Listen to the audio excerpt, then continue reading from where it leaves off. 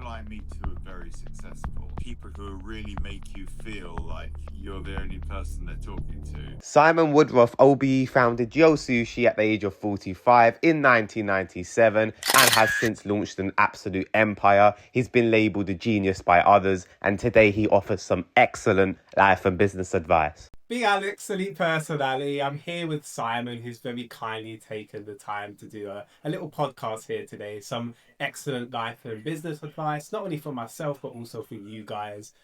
When the videos are all edited and chopped up on each platform, you're going to see just how good it is. But I wanted to start off with quite a straightforward question, Simon. How would you define a good business person in one sentence? There's no way of doing it. Look, I mean, first of all, I'd give you a different answer on every day of the week. Everybody is different. I've met people who are good people, who are bad people, who are creative, who are completely not creative. And I never wanted to be a business person. It's such a dull word. And there's no other word for it. It's been entrepreneur gets there a little bit. Yeah. I'd much rather have been a rocker, you know.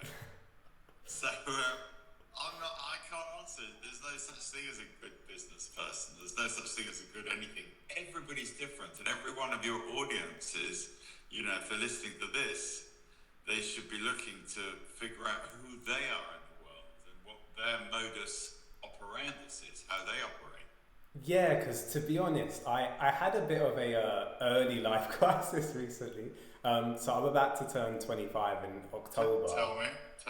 Honestly, I was just like, I haven't started a business. I'm just like, I've done all these jobs which I haven't really liked. I guess this is kind of a business, but and then I saw that you started Sushi at 45, and it kind of inspired me in the sense of like, have I got 20 more years, or is that not the right mentality? Like, I don't know. Like, well, leaving it late has advantages. Yeah.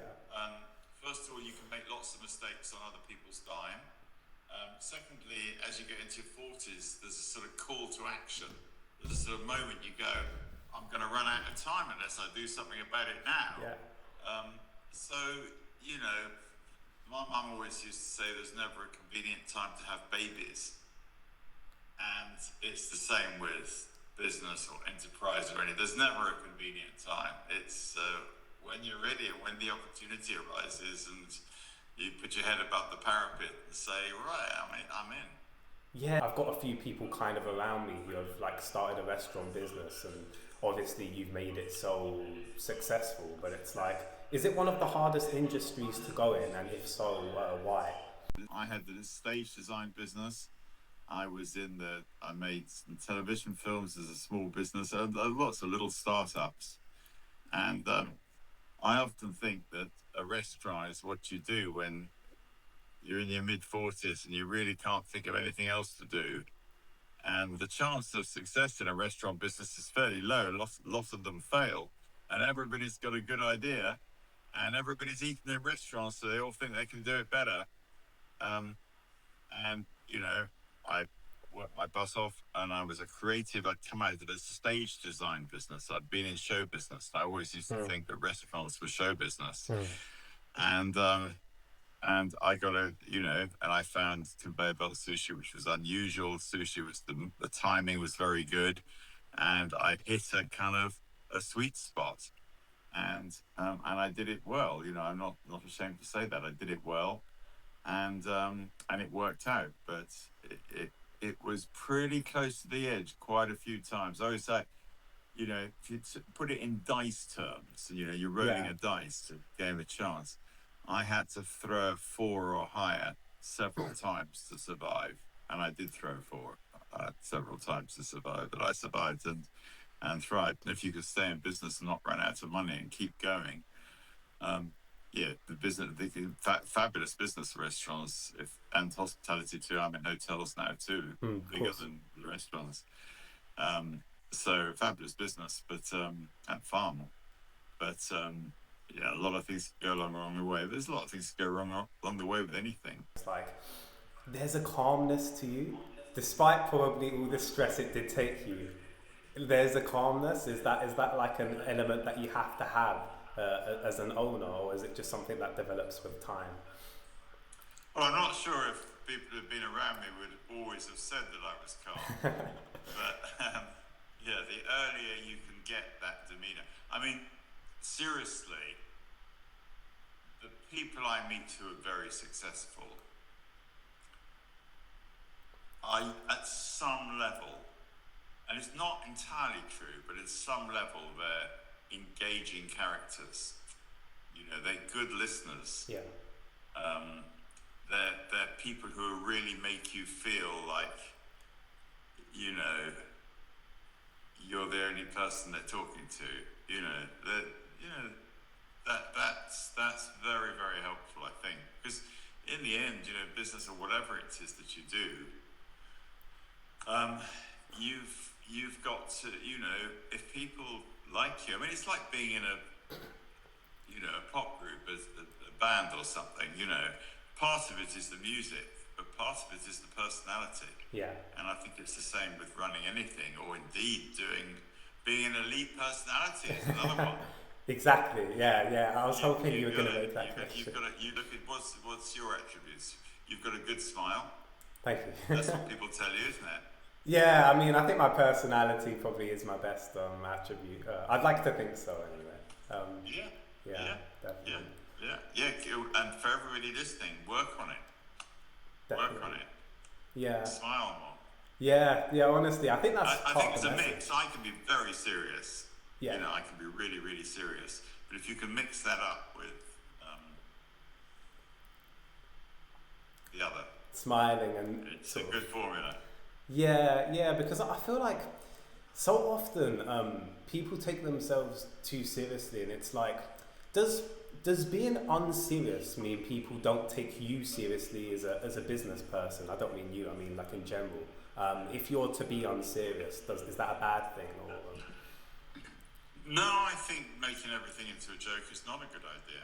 yeah, You know, I always say that, you know, well, there's a couple of bits here. On one shoulder, on one side, this is my sort of visual image. On one side, I'm extremely serious about everything, and everything else, and I want it to be the very best, and I'll do whatever it takes to do that, you know. And on the other side, I really don't give a damn. You know, I'm not very important. You know, Yo's no big deal. You know, none of it is. We're all going to go, and we got given a chance at life, and we're lucky to be here. yeah, So when this gets a bit too much, I go to that, and when that gets a bit too much, I go to that.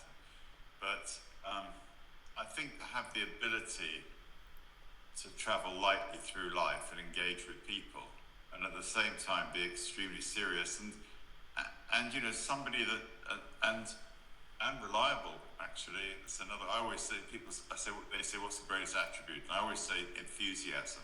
yeah, But I think reliability too. That, you know, but if you say something, you do it and you mean it, yeah. and people believe that they trust you. They trust you. Yeah, that's why I hardly ever make promises unless I feel like I'm definitely gonna sort of fulfill it for sure.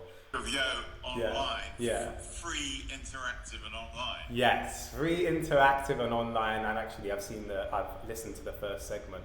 I thought it was excellent, actually. Especially anyone any age, but also my age, especially, who, you know, maybe needs that sort of tailored business experience. 60 Business Insights is excellent. Could I get your hint as to the most important one, if there is one? Well, as I said, I think the one that, you know, I think for me, enthusiasm is very attractive, and it's what's got me doing everything. You know, there are people are different. You know, I'm very instinctive. If I have an idea, I instinctively want to drive it, and then I need people around me, like, you know, Robin Rowlands, who ran Sushi, Gerard Green, who I started Yotel with. You know, who are process-driven people, you know, who actually put things in order and knock them off. So I think that is a good bit. And as we were talking about before, you know, reliability and an engaging manner, all those things. I was also thinking, sort of when I was listening to it, if I was to personally interview for Yo, what would be the main things that would make me stand out as opposed to anyone else, assuming we all have reliability? What's next after that? I've made a lot of mistakes in hiring people, but I've also hired some good ones as well, Yeah. and had partners who are good ones. So I suppose I'm instinctive about it. But a certain level of honesty, you know, somebody who says, I'm terrible at that, you know, just as a genuineness that you actually see who the real person is, that they're confident enough to admit what they're good at and what they're not good at, rather than a rehearsed line. A rehearsed line doesn't connect with me. I need a connection. You know, I feel a bit of a connection with you because you wear your heart on your sleeve a little bit, and I think that I would say that. But then facetiously, I don't know if I tell that story in the book of Yo, but I did I could never work out what people were like from their CVs, even some audio CVs and videos these days. So, and I've always liked lucky people. Don't you like lucky people? I mean, I call them desert island people. If you're stuck on a desert island with somebody, those people who they turn up and they're consistently good company, and they seem to get lucky in everything they do. I mean, how is that? Anyway, so I figured I want to employ lucky people that'd be lucky for us. So I used to shuffle up all the CVs and then throw half in the wastebasket. No way. And I'm just left with the lucky people. I mean, it's probably as scientific as any other way. No way. Yeah, that's crazy. It's I think there's an energy that rubs off onto different people in the team, maybe. Because if someone only ever mentions negative things, or I like to say limited thoughts as well, like we can't do this because of this. You know, if everyone was like that, then obviously it wouldn't be great for someone like yourself. That's true. But then on the other hand, if everybody was like me, we'd get through money very, very quickly. You need a few people who are a bit cynical and worldly wise and go, are you sure about that, Simon? Okay, well, I'll have to think about that. So you need all sorts in a team. That kind of nicely leads on to my next question. Do you think everyone needs like a business coach or even a life coach? Or can you go about life by yourself and just try and do it all yourself? Well, I'll own up to you that I had people that I admired. Yeah. I never asked anybody to be a mentor ever. Yeah. But there were people I listened to and who I thought were good, and I sort of stole from them.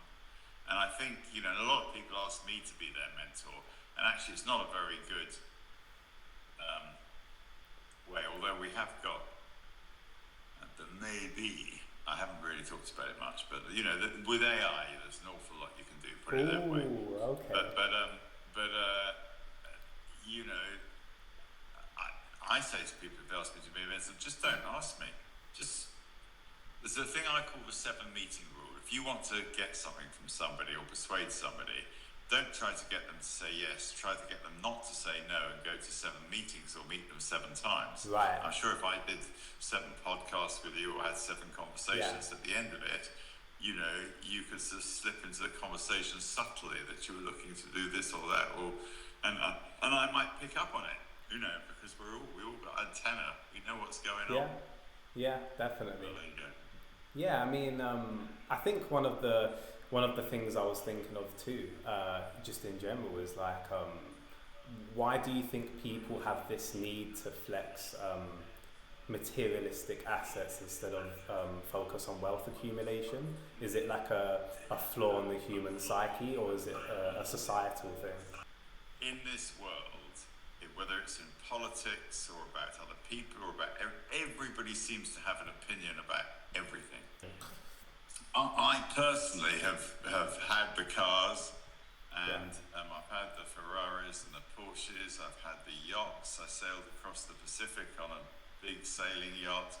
I had a big motor yacht. I've had the houses. I've had all of that stuff, and now I don't have so much, and I'm wealthier than I used to be, and I prefer it. I prefer to live reasonably lightly. But you can analyze it any way. But if I'm looking at myself, my self-esteem, the feeling about being a part of the world and my part in it comes from a satisfaction with what I've done, but even more so a satisfaction of the person that I've become. Yeah. Reasonably nice, decent person still with a drive to do things, but generally traveling light and not having too much I prefer. Yeah, definitely. That's such a valuable insight for someone like myself as well. And what Yeah. money brings, so Yeah. buying it. If anybody tells you that money doesn't make you happy, they are definitely lying. And I listened to that bit online. I listened to that bit where you said people say money doesn't make you happy. They're lying. Yeah. It's a good line, but it's it doesn't necessarily. I've met lots of rich people who are not happy, but what it does do is it takes away that everyday stress of having to pay bills and deal with daily things, and it also means that if you have an idea, you can go and do something about it there and then. So it's really great money, and having a good relationship with money.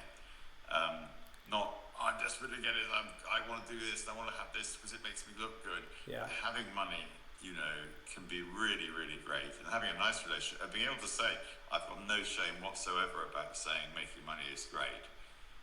It doesn't keep you going through 16, 18 hours a day, but it is really great having money. Yeah, super. Look up compound interest. Compound on the internet. interest. Yeah, because it means that if you can get £1,000 or 10,000 or more, and invest it in some way or another, over a lifetime, that can build up into enormous sums of money. Yeah. It's an amazing thing because it's the interest earns interest, and over a period of time. So it's a balance. It's a balance. Was the transition into your hotel quite a natural transition? I mean, you talk about 50 locations by the end of 2025. That sounds amazing. From like a restaurant. And more to the point, 35 now. 35 now. Hotels, Yeah. big hotels, 400 rooms, 700 rooms in New York, big hotels. It's a big hotel chain around the world, much bigger than Sushi as a business, actually. Yeah. Was that always the plan? Was it an easy transition? I mean, it was something I wanted to do. Yeah. What actually happened was that Robin Rowland had come on as the operating guy, and I knew he wanted to be the CEO. And there was a point at which I remember him saying, he said, the thing about you, Simon, is that you change your mind a lot and you're very inspiring. Yeah. And I couldn't have done what you did to get this thing started, but actually it needs a systemized thing now. And I understood that. And he said, you'll never really build this unless you get good sort of systemized company people on board. Yeah. So I said, well, if you think you can do better, you go and do it. And nobody believed that I'd do that. And I shut the door of my office and let him get on with it and wobbled for a little bit. And then he did a good job to do it at a hotel. So that completely got me hooked. And it took me a year and a half. And then Gerard Green came on board and he helped me build it out. And we found a formula. We started off wanting to do Japanese capsule hotels. Yeah. And decided not to because we didn't think the West would deal with shared bathrooms and all of that. But we had very, very small rooms at the beginning. They're slightly larger now. But we still have, the hotel can do double the number of rooms per square foot than any other hotel can do. And go into places where windows look onto the corridor in certain hotels, not outside. So it was fairly radical. And then we had the beds that moved, that deployed first class on an aeroplane and all that business. There's a lot of innovation in it, and they're still innovating today. With robots and all sorts. Yeah, my dad's dream. He's like, Alexander, I'd love to set up a hotel, and I'm like, that would be stressful but amazing. Is that a fair description to say stressful but amazing, or what would you say? I wasn't in the front line. I was in the front line of Sushi. Yeah. I was literally on the floor, and I wasn't in the front line. Maybe the first or second I was fairly far in, but Gerard really did the brunt of that work. And yes, you need, they're much bigger operations. Certainly when we went to New York, that we were dealing with the unions and all sorts. I remember going to meetings over there, and I understand how electrics work and plumbing and things like that. But in New York, again, okay, we're going to cut a trench across 42nd Street, put a pipe in about this big, as I was used to saying, call the electricity board, could you turn the electricity on, please? So that was all pretty interesting, mind blowing. Yeah, it's a different way of doing things over there for sure. You mentioned innovation. So the other day I was editing a video actually, and I was trying to chop up all the clips. But then all of a sudden I saw something that was like, like a little AI button that can do it all for you. And I clicked it, and it did it instantly, and I got a bit scared. Honestly, I was like, whoa, if this is the future, then maybe I need to sort of go into something that's AI proof. Firstly, is there such a thing as AI proof? And secondly, do you think people are right to be scared, or is that the wrong word to describe AI? Yeah, I mean, every innovation, you go right back to the Luddites, if you remember that from school. I think so. When they invented the telephone, it was said, the motor car had a man with a red flag standing in front of it. Yeah. I mean, of course you can find it scary, but I think that the way for people like us to deal with it is to totally embrace it and get involved. And I think it will create enormous wealth. And how that wealth is shared out is the issue, and how politics will unfold. I think there's going to be enormous change, and the worse I see it, I mean, obviously I see in the West a lot of problems with politics at the moment, but sometimes I think that's okay, because the further the pendulum swings, the closer you get to having real change. And I think that we will have to find a way of sharing that wealth that AI and the rest of it creates out more fairly among society, because to have society with such different levels, such extremes of poverty and wealth, and even the middle classes, the middle classes will suffer the most from AI, not the working classes. To be a plumber or electrician, you're in like Flint, boy. But the middle classes and management, that will be really affected. So how do we politically share the thing out? I will tell you, I mean, I think that eventually, when digital voting arrives, let's talk about Britain for a kick-off. Yeah, go on. When digital voting arrives, it will suddenly become obvious that we can vote on issues and not on political parties. Yeah. So we the people can give our opinion on issues, and ultimately decisions will be made not just on a majority vote, but by agreement, because that has to happen. And I also think that rather than everything being run in a socialist way through the government, it'll be more, I think ultimately the national health will be private. Really? But I think that rather like we have our houses are assessed at different levels for council tax, that individuals and families will be assessed for wealth, say 8 different levels of wealth. And you will pay for education and road tolls and the NHS and everything by the level that you're at. And I think that could, I sort of think that could happen, as well as some sort of universal wage as well. So I think it's radical talk, but I'm not saying go and do it. I'm saying my prediction is that something along those lines will happen. When I was at school, I wish they taught me how to register a business or file a tax return, or sort of do something a bit more entrepreneurial personally. Do you think the UK education system, I mean, how would you stack it against the others in the world? Do you think we're a bit behind or a bit ahead or in the middle somewhere? Well, I don't know if I want to go into kind of saying who's the best, but first of all, I think the education system is going to radically change anyway. That's good. Even if you and me do nothing about it, Yeah. it's going to change. Yeah. And I think that there's what you're talking about, practical learning, as well as emotional intelligence, how to deal with, anger and fear and sadness or whatever it is, emotionally. EI, I hear it talk about in the educational world. And when that is taught, when emotional intelligence, or how to be a better person, is taught at the same level as reading, writing, and arithmetic, then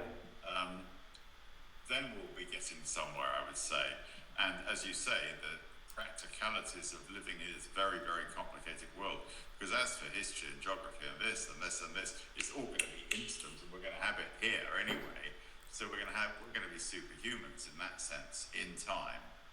And where do I think it's good? I will say Scandinavia is fantastic. In Scandinavia, teachers have the same recognition, the same sort of peer level as doctors do, and I think that is important. And I think having all these different private schools and public schools, I think once you even I went to do a talk to the boys at posh Eton College, Really? and I was talking to one of the housemasters, and he said one day we'll have one education system for the whole country. This is a guy at Eton. Wow. And we will share out the talent that places like this have among everybody.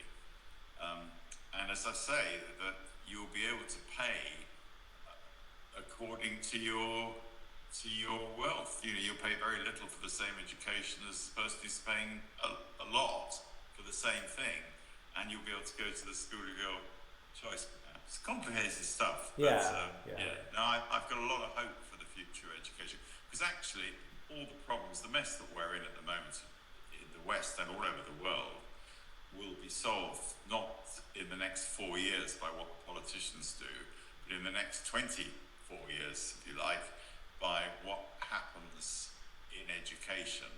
Because if we are going to express our opinion on issues to government, we've got to have an educated people, like they do in Switzerland. They're very, very well educated, and they make very good.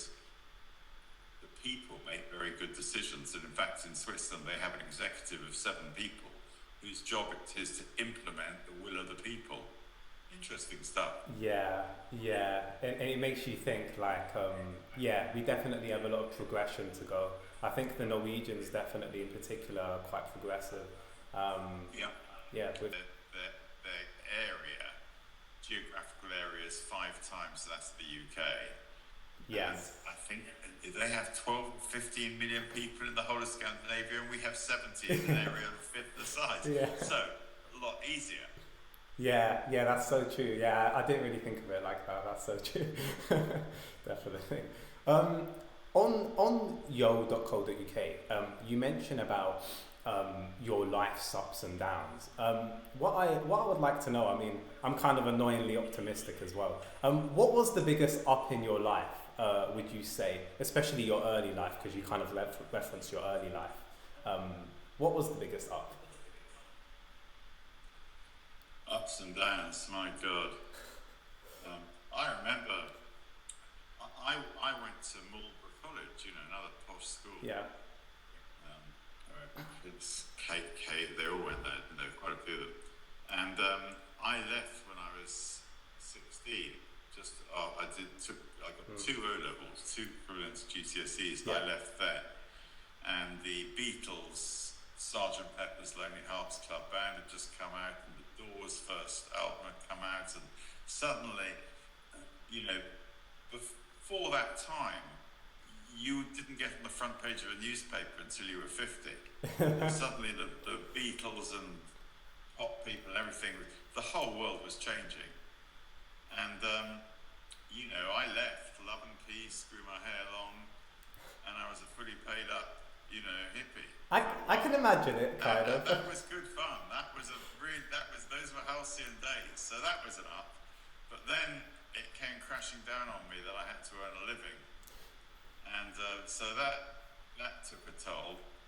And then I got into, I like, I'd worked in the theatre. I worked in the theatre, and I knew my stage left from my stage right, and a bit about lighting. And I got a job in the very, very early days, going on the road with a lot of the early groups, the Moody Blues and Jethro Tull, doing a spotlight for the Rolling Stones. The very early days of rock music, production of shows. So that was another high. And then getting into the TV business, and that was another world that I'd never been in. Yeah. Going down to the film festivals and seeing that, those were all highs. And obviously opening Yo Sushi was a big high as well. So it sounds good, but Yeah. you're about to ask me what the lows were. Yeah. Interspersed with that, there was an awful lot more lows. Yeah. And thinking I'd fall off the cart pretty easy. So there were a lot of hassles. Yeah. Yeah. Definitely. Yeah. I mean, I think that honestly. I mean, would you say everyone has to go through a low on some sort of scale at some point? Otherwise, maybe they've got a unrealistic portrayal of life. What would you say? I think one of the great realizations of life, and it's great if you get it early, is that life is difficult. Yeah. You know, that it is difficult, especially if you want to do things and be successful or make money or do things. It's not easy, otherwise everybody would do it. And I think that when you really realize that, you stop being a moaner, you stop being dramatic about things. Yeah. And when you actually learn to sort of take responsibility for whatever happens. So if somebody really did you over this morning or last week, you don't moan about it. You go, that's life, it's kind of normal. I've probably done it to somebody myself at some point. And I'll just take the knock and get on and dust myself off and get on with the next thing. So yeah, life is difficult.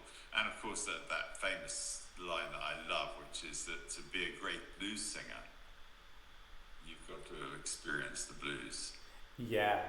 To have some real soul. To be a soul singer, you've got to have been through it. So if you're going through a hard time, if you're going through a hard time, it's not such a bad place. Just watch yourself go through it, because all things pass and you come out the other side.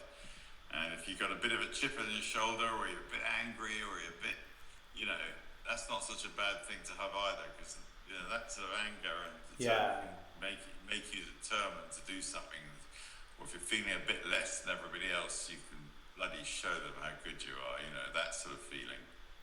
Yeah, and I saw this statistic, apparent statistic on Instagram the other day, that said that 1% I think it was, of the 100% of people that become millionaires are employees. Would you say that's an accurate portrayal? And if so, why is that the case? Do employees lack certain attributes? Well, it's kind of pretty obvious, isn't it? I guess. Yeah. I'm not an analyst, but yeah. They get what my friend John Cummins used to say. He said, well, if you're a wages slave, you're never going to get rich. Yeah. Yeah. So I guess you do break out, but I think Richard Branson says that he's made 10 millionaires or something who've worked for him, but I think that they run their own show within that sort of thing. So there's all sorts of ways of doing it. Yeah, for sure. And you touched on the emotional side of business, and I thought to myself I know people that, let's say someone crashed into their car by accident, that would ruin their day for 5 days, and they probably wouldn't do any business activity or work. Is that the completely wrong mentality? Are you not ready to become someone of importance yet, if that's you? My personal technique is that whatever happens, you can get over it in one breath, in one heartbeat. Yeah. You get a parking ticket, you're over it. Yeah. Just like that. You never tell stories about it. You never make a drama about it.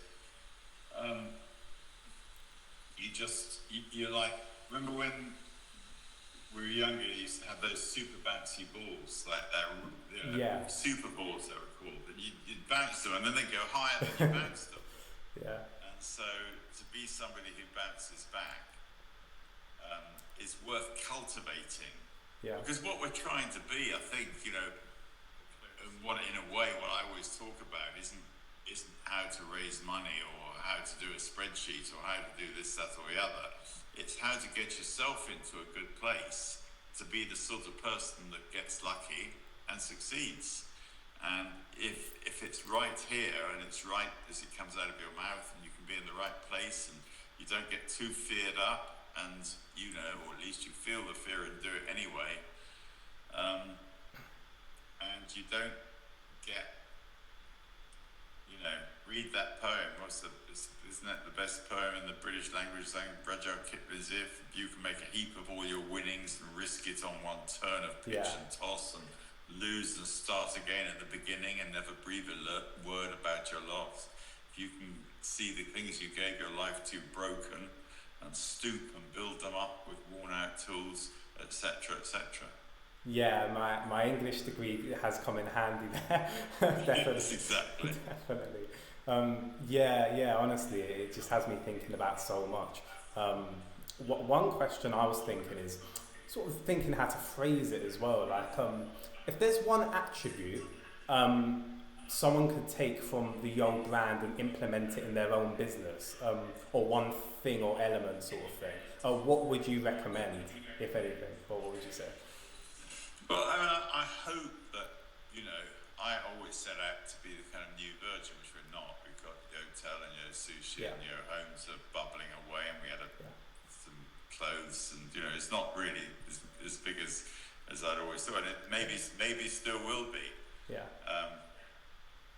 But I think that we've got to survive through life for a kick-off, and I made the best of it. But certainly as you get older, I look back, it's to do with what I've done and achieved and I'm proud of, but it's also to do with who you've become. So the earlier you can become a better person, and that's not just about being kind. It is about being kind, but it's about being able to get things done, being able to be tough, being able to be, and to know when to do the different roles, all the world's a stage and all the men and women are merely players.